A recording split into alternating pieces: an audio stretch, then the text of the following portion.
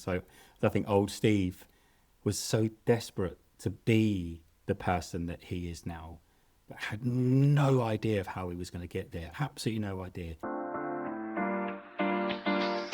Welcome to the We.Are.Powerful podcast, celebrating the people and teams who make the changes in themselves to transform the results for others in the organizations and communities they are part of. I'm James Russell, an organizational change consultant and coach. Hi everyone, my name is Alex Sellers. I'm the founder of Blue Heron Training. We're on a mission to help people and improve cultures wherever we go. So look, we're going to be talking to some truly inspiring people with powerful stories to tell. Tune in, subscribe to make sure you get alerts when new episodes are released. So this week we are talking about leading ourselves through change, and we are joined by the amazing Steve Biggs from the MIB, the Motor Insurers Bureau. Before we get into this, James, what's the MIB? Sorry?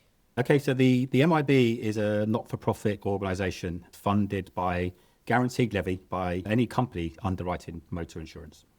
What happens is if an uninsured driver or an untraced driver hits you, you don't go to your insurer, you go to MIB, and MIB will be the compensator and the body that helps you with rehabilitation, compensation. Ultimately, we are a not-for-profit organisation set up to compensate victims of uninsured and untraced driving accidents. And it's a bit of an unsung hero. I've been in the insurance industry for quite a few years. They're doing an amazing thing to help rebuild people's lives and try and prevent uninsured driving. But it's a lot of unsung heroes that are part of the organisation as well. Brilliant. And just for clarity, it's not the Men in Black. I can confirm for those listening that none of us are wearing black. Steve, in fact, is wearing grey. There we go. You've been desperate. You've been desperate to get that one in. Yeah, I've been planning that for about 4 hours. I actually have a WhatsApp message on my phone from somebody I've not spoken to for quite a while, and they asked me if I was still at my previous company. I've been at MIB 15 years, so it goes to show how long I've not spoken to them. And I said, no, I'm at MIB now, and I got the Men in Black in brackets, lol. It's just like, yeah. It has to be done. That one it just has to be done. Brilliant. Yeah. Steve, it's really good to have you. Thank you so much for giving up your afternoon to spend some time with us. Would you just tell us a bit about yourself, a little bit about what you do, your background? Yeah. So personally, I'm married to Kerry. I've been married for 16 years. I've got 2 children, Finn and Freya. Finn is 17. Freya is 14. Very, very heavily looking around universities at the moment for Finn. He's just had 4 offers come through. Hopefully he's going to get his A-level results next year and be off to university, which is just ridiculous because it was only, in my mind, a couple of years ago that he was running around as a little toddler. So it's just scary. I've been at the MIB for 15 years. Started as a grade 10 HR officer, and I'm now a grade 15 head of people operations. So quite a journey from kind of very relatively administrative role to a high-level leadership strategic role. And I love it. I absolutely love what I do. I love the company. I love the people I work with. And yeah, it's just a really great place to work. And you don't stay somewhere 15 years if it's not. So yeah, that's me. About me personally, professionally. I've got a twin brother. I'm one of 5. So it's busy life. And Steve, you're a strong advocate for men's mental health. Where does that come from? It stems from spending most of my adult life up until the age of just around 40, thinking, I feel a bit different. I'm not quite sure what's going on here. I look around me and I think that person seems to have it all together. And that was a lot of my life spent thinking that way. I was quite an anxious person, quite a kind of nervous person, not very confident, didn't really believe in myself. Had low self-esteem, would constantly find ways not to do something socially because I just couldn't face the situation of having to talk to people, would panic in situations socially with other people. And it got to the point in 2019, and it's a date that's etched in my brain. It was the 12th of May, 2019. The leadership team took the rest of the people team, HR team as it was then, from MIB away for 2 days to draw up this big strategy that was being implemented. And I'd just been given the opportunity to step up to be a HR business partner. Given everything I just said about the kind of lack of self-belief and the lack of self-confidence, this 2 days away was the most horrific 2 days that I'd ever spent professionally, because I just sat there in my mind the whole time listening to how I perceived everyone else to have everything together. They were contributing. They were really confident. Everyone knew what they seemed to know what they were doing. And I was just screaming in my head, get out of here. You're not good enough. What on earth are you doing here? You're nowhere near as good as everybody else. And that was on the second day. I remember it vividly. I came home. There was nobody here. I went upstairs into the bedroom. I looked at myself in the mirror in the bedroom and I just cried. I just uncontrollably started crying. My wife came home and found me curled up, literally curled up in a ball. So it was that kind of period of time there that effectively, when I reached out for help, I was told by doctors, you're having a mental breakdown is what you're having. And it just snowballed from there, really. So I reached out that night for help via the employee assistance program at home. And my wife was just, could see it in her face, still see that now, see it in her face. She just, what do I do? I don't know what to do here. So I reached out for that support and was put in touch with a counsellor within 2 or 3 days. And I kind of started talking to a counsellor around how I was feeling, what was going on for me. And very quickly throughout the 8-week period, unpacked so much information around why I was feeling the way that I was feeling. It's interesting the reaction I got from people, because one of the first things I did was told my parents. The response I got was just silence for about 5 seconds on the phone. And I got a response from my mum saying, what on earth have you got to be low about? You've got this perfect life. You've got a beautiful wife, beautiful children. Your career's heading in the right direction. You've got a beautiful house. You've got loads of great friends. And it was really difficult to hear that, because it's like, none of that stuff matters. None of that stuff matters because it's not what I'm believing in my head. So yeah, that was in May 2019. And it was really interesting, the reaction I got from other people when I eventually felt strong enough to open up about how I was feeling. And the look was just kind of, really? You've just got everything. You don't come across that way at all. And it was only then I started to realize, when I was talking to the counsellor, and just how good of an actor I had become to mask externally how I was feeling inside. There's this classic image that I came across when I started opening up around, it's a guy with a real smiling face. Outwardly, he's got this beaming, smiling face, but there's an image of a child curled up in his head. And it's a really, really powerful image that really resonated with me in terms of how I was feeling at that time. Yeah, it's powerful stuff. I was reading some of the stuff that you sent over to us in the prep. There was so much I could empathize with. I know how it feels and I know how powerful it is. Yeah. And it's really powerful. That the biggest thing for me was realizing, unfortunately, it took for me to get to rock bottom, for me to be able to come back up and realize that it sounds really simple, but just reaching out to talk to somebody about how you're feeling, it sounds really simple, but it's such a difficult thing for people to do, because I was in that space for so many years as an adult, knowing my own mind, thinking, I don't understand why I feel the way. Why do I feel so differently to everybody else? When you start opening up, you realize you don't. Everyone feels these things.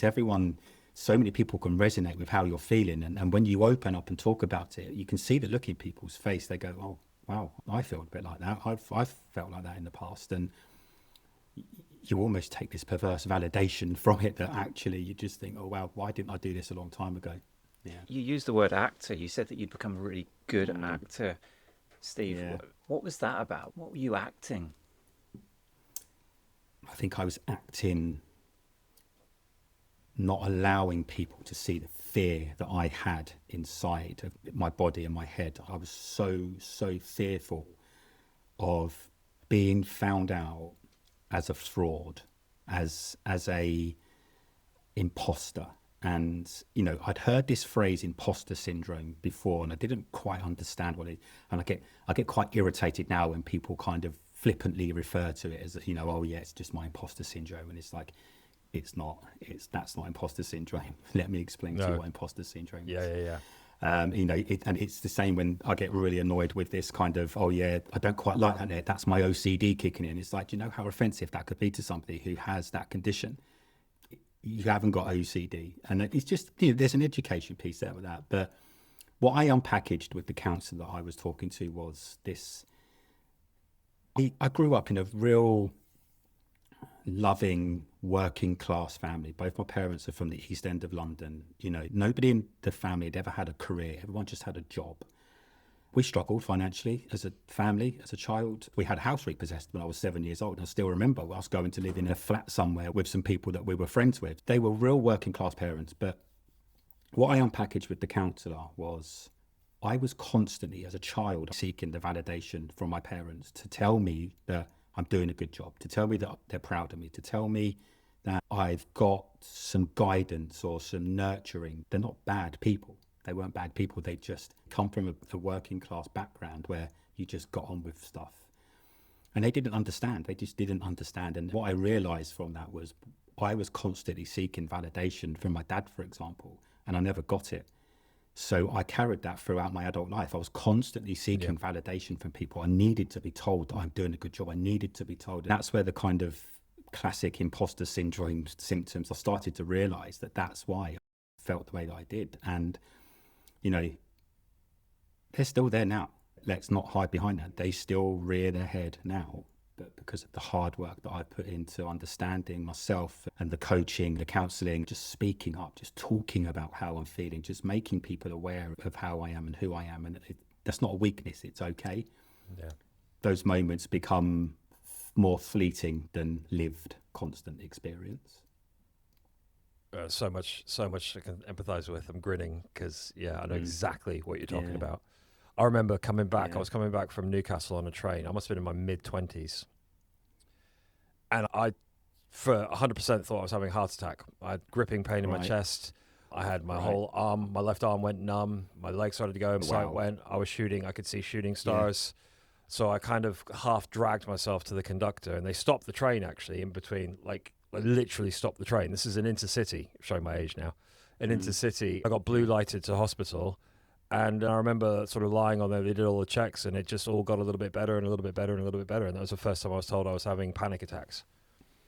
And I'd heard people talk about panic attacks before. And what I had was no panic and no anxiety. It was, for the life of me, it was a heart attack. You know, I wasn't particularly healthy at the time. Yeah, absolutely. And I think it's really for people to understand that when we're going through these things, they're not something that you can easily label. They are all consuming full body experiences that debilitate you. They are.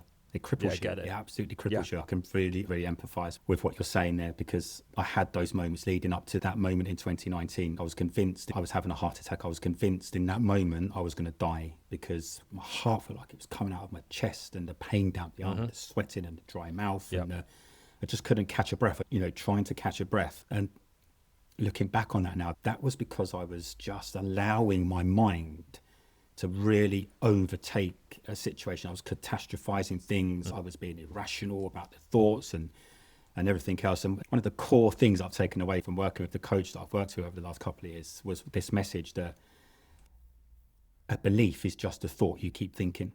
And I really carry that all the time with me because it actually is. If you tell your mind, if your mind tells you you're going to do something, it's going to happen, you start believing it. It becomes your reality.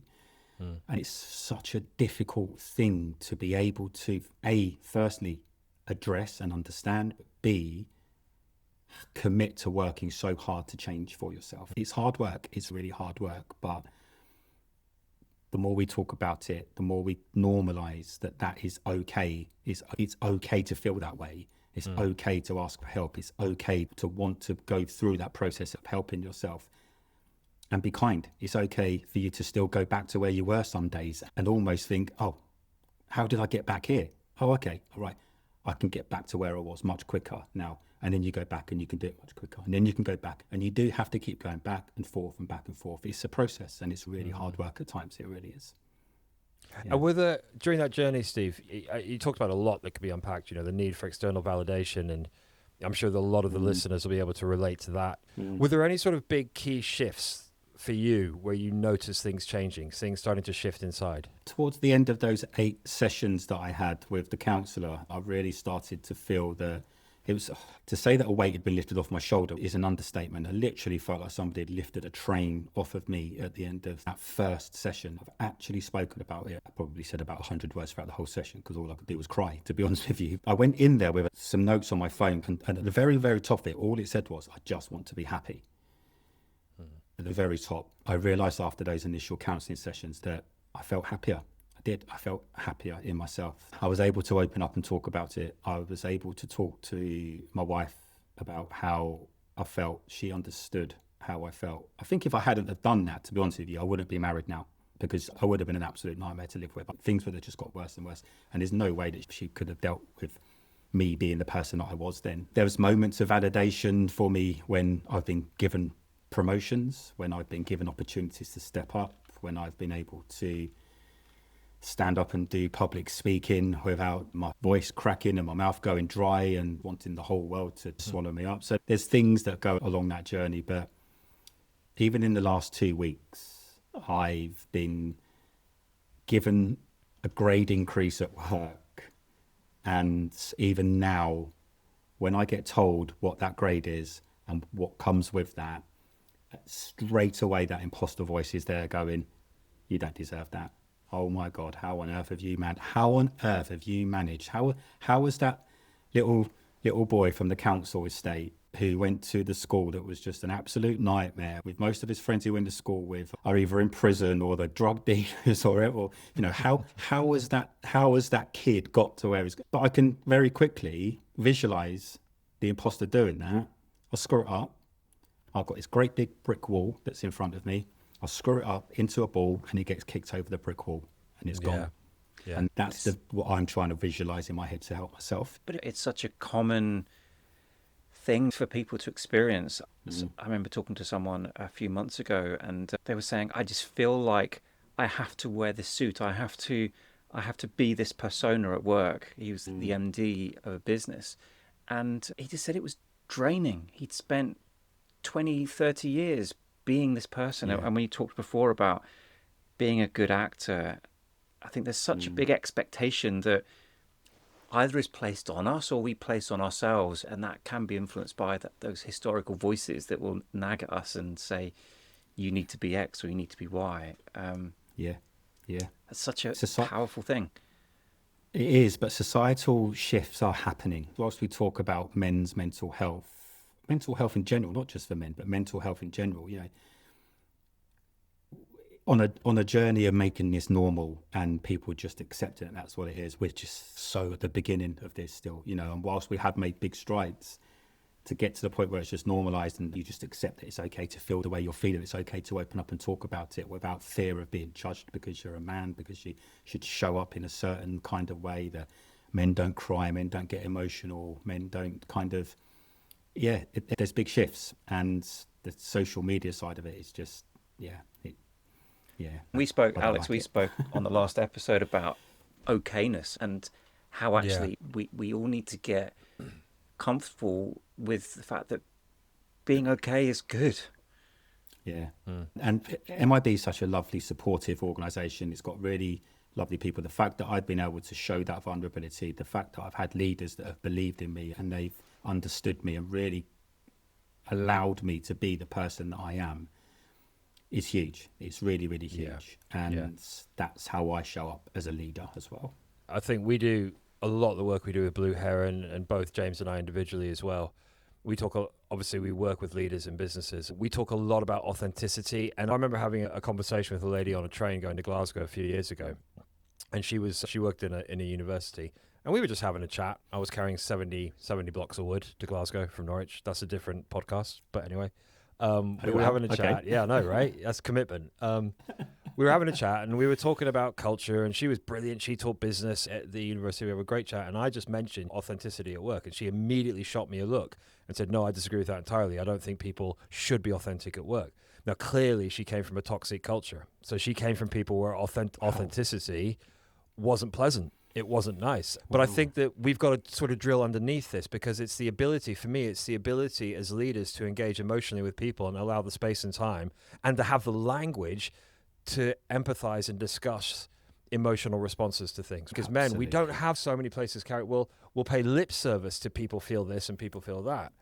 But to actually engage, it opens up uncertainty, doesn't it? Because, we get worried. We don't know how people are going to respond. We don't know what's going to happen,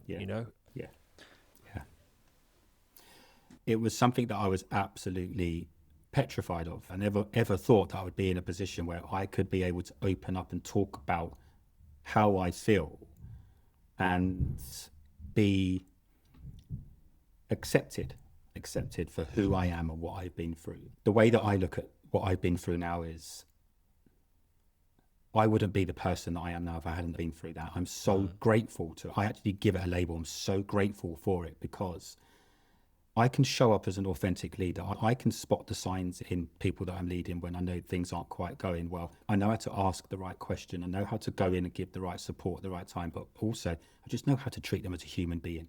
Exactly. Let's just accept every single person is different, understand their needs, and just really be there to support. I love people. I love being with people. I love meeting new people. I love learning from new people.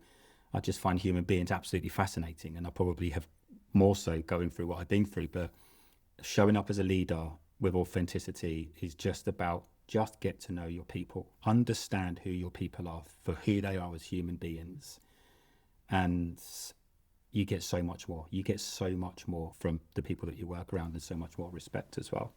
And I love one of the things that we've been working on at the MIB, Steve, isn't it? It has been around what do we need to let go of? And I think there's things that we others need to let go of. What have been some of the things that you've had to learn to let go of so that you can be your authentic self? So I had to let go understanding who I was. When I understood why I was feeling the way that I was, I needed to very quickly let go of this initial thought of blame towards my parents. Well, it's your fault. You did this to me. I didn't do it. Nobody's done anything deliberately. Nobody's done anything on purpose here. You've just been brought up. I've had to really accept that. I've had to let go of trying to teach my mind that those old ways of working, those old beliefs that you had, that's what they were. That was just you back then. And try and let go of being so hard on myself that I had to be a certain way. I had to think a certain way. I had to show up in a certain way, and actually accepting me for who I am. It's more the acceptance of understanding me and what I perceived to be huge weaknesses previously, in terms of you're an emotional guy. You're really in touch with your emotions. You're really a kind person. You're a caring person. You're always constantly putting other people first. I saw those as negatives. Actually, when I went through the learning that I've been through and understanding myself, they're my superpowers. That's what makes me me. That's what makes me the genuine, authentic person I am. And it's, for me to sit here and say that and believe that, that's huge. Because there was no way 6-7 years ago that I would ever be in a position to sit here with two people and say that. I just wouldn't. Yeah. And it's really, I'm all emotional. I'm a really sensitive guy as well, and I'm really enthused with this. Our stories are different, but they're so similar. You've been through a lot of stuff that I'm probably yet to do. There was something you said earlier on that really grabbed my attention. I wonder if we could sort of explore this as for people listening. You mentioned that you take the negative thoughts and kind of throw them over a wall. And I've read a lot about kind of being able to disassociate ourselves from that thought pattern and be curious about the thought as it kind of enters our head. What was your experience kind of developing that skill? How did you do it? And what would you say to people listening?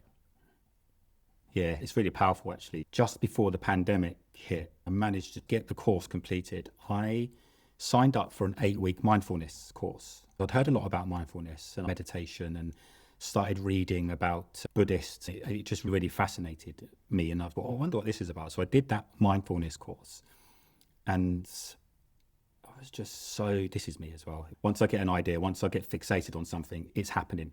Regardless, I got to the mindfulness side of it and doing the full body scan and understanding kind of how your mind works and how you can bring your mind down and how you can be present in that moment. Yeah. It worked, really, really well. I was really paying attention in those moments post, and more so at the beginning of the pandemic as well. It was just kind of, what on earth is going on here? This is the most messed up thing. I still remember on the Friday night, my mate saying to me, we need to go to the pub. They're going to be closed for 2 weeks. Right. Okay. But it was, working on that was massive for me. And the work that I've done with the coach in terms of trying to create new neural pathways in your head. Now that's going to sound really, really kind of scientific and really kind of wacky and thinking, wow, what?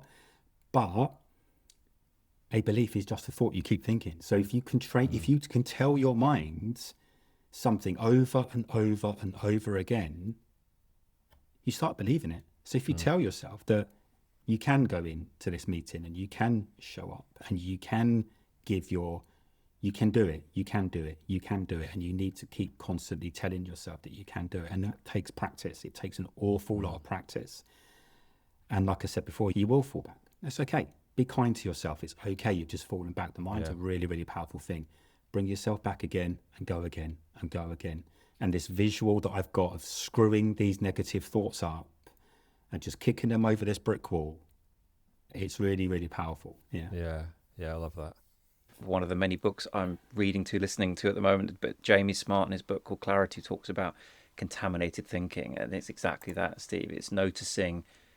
And it's not about, I don't think it's about switching it off, because I don't think we can, but it's about noticing it and just holding it and deciding to screw it up in a ball, kick it over the wall, but at least just noticing it, naming it, and saying, Alex and I, one of the things we work with is just that simple formula of E plus R equals O. So an event happens, but I can either react to that event and there'll be an outcome from it, or I can choose a different response. And it's just in that moment, choosing that different response. Yeah. And I think that's the muscle to develop, isn't it? That instead of just reacting as we would normally react, it's pausing, noticing it, realizing that that's a contaminated thought. It's not the reality of today. I can choose a different response in the here and now. That's a discipline. It's something to learn, I think. If I go back to one of the questions that you asked me earlier in terms of what were those milestones of things where you noticed this? I lost my mum to COVID in January 2021. That's okay. The way that I was able to deal with that compared to the rest of my family was really, really noticeable. And that was because I'd spent so much time on myself and understanding. I could make sense of the emotion of it. I could make sense of the grief of it. I could grieve at my own pace in my own time. It didn't overwhelm me. It didn't swamp me. I mean, the circumstances were horrific. You know, she went into hospital on New Year's Eve and she never came out. She died on the 9th of January on her own in a hospital bed. No family, no funeral. It was horrific. You know, you see these people talking about it on TV. That was us as a family. And I was able to, it almost felt like, again, visualization, almost felt like I had this tap and I could adjust that valve as to when I grieved. And I was more in control of it. I don't believe I would have been in that situation. I think I would have been as so messed up and emotional about it as the rest of the family were. But there was also a bit of a judging from the rest of the family. Why can you be so in control of this? Why can you be? I was just in control of me. I really found that inner peace in myself. And I didn't realize there was a real moment post that when I just thought, wow, you really have got control of what you're doing here. And I keep saying the mind's a powerful thing. And I was in control of that. And I was able to just adjust and let my grieving happen when I wanted it to happen. I think that's really powerful. I mean, there's so much written and so many things about the power, you know, what we're able to do. So one of the groups I'm a member of are very careful about what drugs they take. That becomes interesting when you're going into the hospitals for operations. One of the members of this group had an unanesthetized operation and was able to control through that work, through the work of being present, through the work on his mind, was able not to take the drugs. But I don't doubt it. Second. But that takes discipline. It takes a lifelong process, you know? I really, really can empathize with that. It's an ongoing thing. You have to constantly keep going at it. It isn't something that, it's not a once and done. It's not, I've got there now. Yeah. You have to keep reminding yourself. And then, like I keep saying, you are going to go back. You are going to have moments where you fall back into old ways of thinking and everything else. But the power is that you recognize that and you very quickly bring yourself out of that. Whereas before it would have been months, years, decades. Now it's probably hours, days, tops. Yeah. Because I think different countries have different cultures, don't they? I think we talked at the start around that British stiff upper lip, need to be strong, be a man, etc. I think other countries are far more open. Until we get to a place where in the UK, as a society, as a culture, we're more in tune with this and we're more checking in with each other and we're more open, Do you think there's more of a responsibility on employers to do more, or maybe other groups? I mean, I think the MIB actively promote this, and we were both at a session the other week on men's health. Yeah. But is that something that employers could do more of? You know, Alex, I'm drawn to the person you spoke to on the train who clearly that culture of that employer wasn't an advocate and wasn't advocating this stuff. Yeah. Yeah. Yeah, I think for me, there's lip service paid to some of this stuff. We must put in an employee assistance program. We must offer private medical insurance. Let's set up some networks. Let's set up societies where people can go along to. That's great. But what are you actually doing with that? What's the learning that you're taking from that? What's the psychological safe space that you're setting up for people to actually be themselves and genuinely talk about this stuff? And I think it's a big shift for organizations. It's a big shift for many organizations to take. And like I said earlier, we're still at that very, very beginning of this journey. I do believe that, but I think people are trying. There's lots of companies out there that do the right thing. There's lots of employers that want to do the right thing, but maybe don't know how to do the right thing. And I think the more we talk about this, the more that this is like a crusade that I'm on, just to talk. Let's just talk openly about this stuff. Yeah. Even if just this one podcast helps one is person, listened by one employer and can go away and they can do that, then absolutely job then done. we've done and it. We move on to the next one. Totally agree with every word of that. Spot on. Yeah. And I think this is the thing, we can be really open to what's actually happening, and it is true to say that there's a shift. There's been a lot of work over the past sort of 10 years. There's a lot more people paying attention to mental health in the workplace.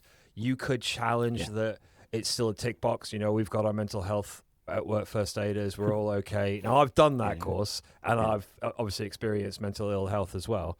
That does not set you to deal with any kind of breakdown or have any conversation. And I think that's the real thing here and this is certainly what we do, this whole concept of leadership. On the one hand, you've got your visionary, your strategic, your organizational leadership, your classic style. But actually, on the other hand, the more intimate hand, how do you talk to people? Right? And that's how do you interact with people? And that's what, when I say about authentic, it's not just about, people don't want to see what's going on in here because there's some crazy stuff goes on in here, So it's not about just throwing it all out there. It's about having that space where actually I can then sit down with someone and have that instant trust and respect, that psychologically safe space where I can say, all right, Steve, what's going on for you today? And you've created that relationship to be able to have that conversation.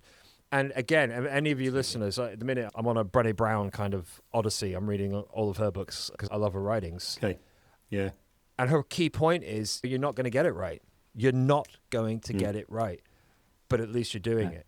It's not about telling people what to do or solving things for people. It's about listening and saying it's okay to express. And remember that most people in the workplace, when they're trying to express this, don't have the language to express it anyway. Sometimes it's enough to say, I'm not okay. It's fear. Exactly. Yeah. There's a fear in society of saying the wrong thing. And, I think if we normalize that there isn't a wrong thing to say, and in most cases, you don't have to say anything. You just need to listen. If somebody opens up to you, you just need to listen to what they're saying. Exactly. And it's really powerful when somebody does that. I don't need to say anything, but I'm listening. Yeah, exactly. I'm listening. Yes. Steve, you talked before about the superpowers that you've now discovered. If you were to compare, contrast the Steve from May 2019 prior and before to the Steve now, I'm not saying you're the finished article, but what would be some of those shifts that you've noticed in how you show up, what you do? So, let's label it old Steve, new Steve for ease of this conversation. So I think old Steve was so desperate to be the person that he is now, but had no idea of how he was going to get there. Absolutely no idea. The old Steve was a really kind, caring, loving person who understood, who was really, really in touch with his feelings and emotions, and was able to show and give a lot of love and care and attention to whatever he did, whether it was people, job, or anything, but had zero confidence in his ability, had zero self-belief in he could make things happen, had absolutely no self-esteem whatsoever. It was rock bottom. It really, really was. And I didn't realize just for how long I was like that. Even the physical kind of constant sweating all the time in situations, and the heart palpitations and the head spinning. And, that's just because somebody's sat down and asked me a query around how much holiday they've got left. I know. Steve has, like I said earlier, has been through what he's been through that journey, and has taken the time to really get to know why he was feeling the way he was,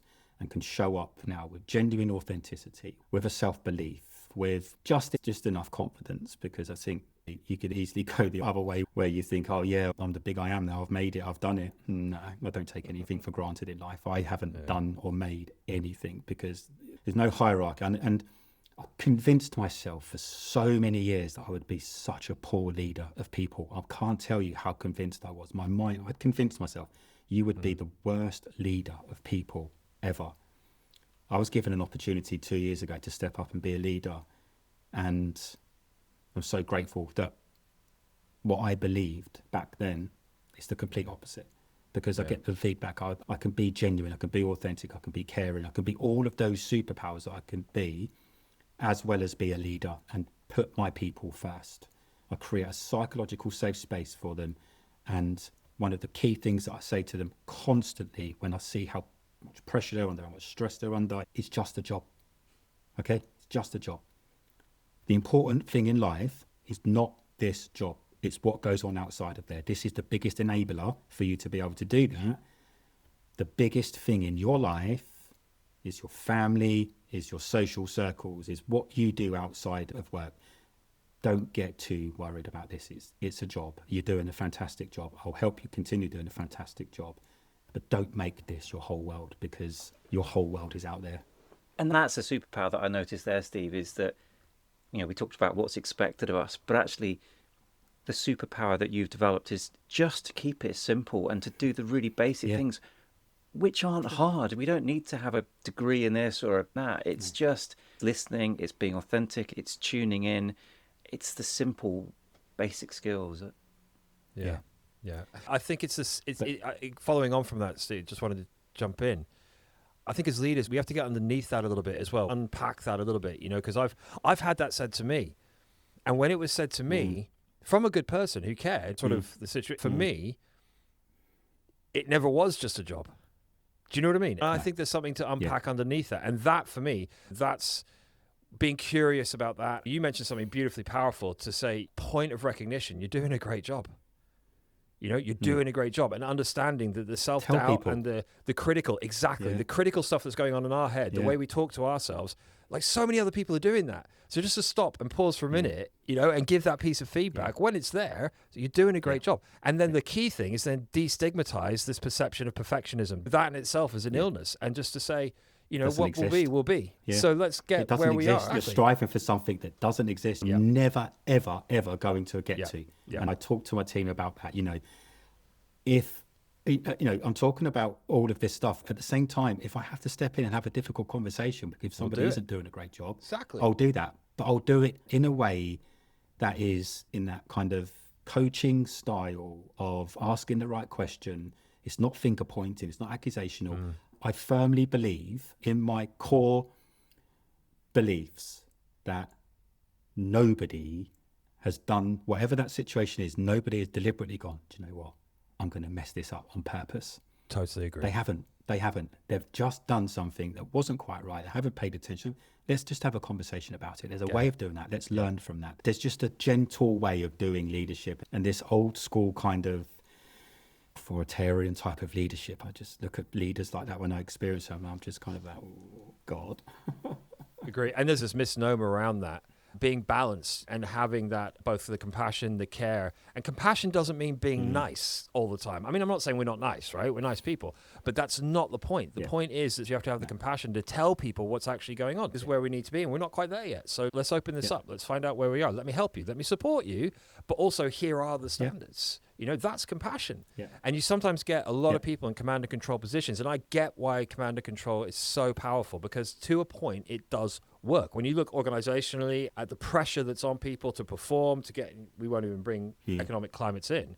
I understand it. But just for real clarity, The opposite of that is not, well, let's just chat about it and everybody has to agree. Like, it's not. It's No. about being human, No. authentic, and having the conversation when it matters. Yeah, absolutely. So, Steve, it's going to be a question we're going to ask all our guests. What key piece of advice would you give to your younger self? I love that question, because I've been asked that a few times by various people. And there isn't a standard answer to it, but if that 22-year-old Steve who first got his job in HR administration all those years ago, feeling the way that he did, I still remember turning up for that first day of that job with a light blue shirt on and being sat down to go through the induction. And I was so anxious, I was so nervous. This light blue shirt became a dark blue shirt because it was covered in sweat, and I just thought I was literally, down my arms, down my back. I could remember looking down, thinking, "Oh my God," because I was just so anxious. If I could sit him down now, and I would just say, "How are you? What's going on for you? Talk about how you're feeling. Can you find somebody that you can talk about how you're feeling and why you're feeling the way that you are?" It's really hard. People don't find it easy to talk about how they're feeling or what's going on for them. But if I could sit with a person and say, talk to somebody about how you're feeling and what's going on for you, would be the biggest bit of advice I would do. Because if you hold it all in for so long, I know I'm lived experience of what happens when you do that and you internalize it. I love that. Well, Steve, thank you so much for taking the time to join us. It's been a really moving story that you've told, and I really appreciate your openness. And I think it'll be such a boost for others out there that are grappling with the same thoughts and feelings and limiting beliefs. Hopefully that's inspired others. If people want to get in touch, what's the best way for them to contact you? Yeah, LinkedIn would probably be the best place I would suggest. So Steve Biggs, Head of People Operations at the Motor Insurers Bureau. There's only one of me, thankfully. So that's where people can reach out, and whether that's an individual, whether that's a company that doesn't know how to approach these sorts of things, whether they've got somebody that they don't know how to deal with, it could be any scenario. The more we spread this message, the more that we help and support each other around opening up and talking about these things, the better this world is going to be. So I'm more than happy for anyone to reach out to me. Thank you, Steve. It's been an absolutely wonderful hour or thereabouts that we've spent. Thank you for your honesty. Really appreciate it. Thank you, guys. It's really, really generous. So thank you, Steve. If you found this episode useful, please take a look at other episodes we've got on the podcast. Also check out wearepowerful.org for more content and useful links. Contact us if you want to get involved, subscribe, spread the word. But most of all, thank you for listening, and stay powerful. Stay powerful. Thank you, Steve. Thank you, James. Thanks, guys.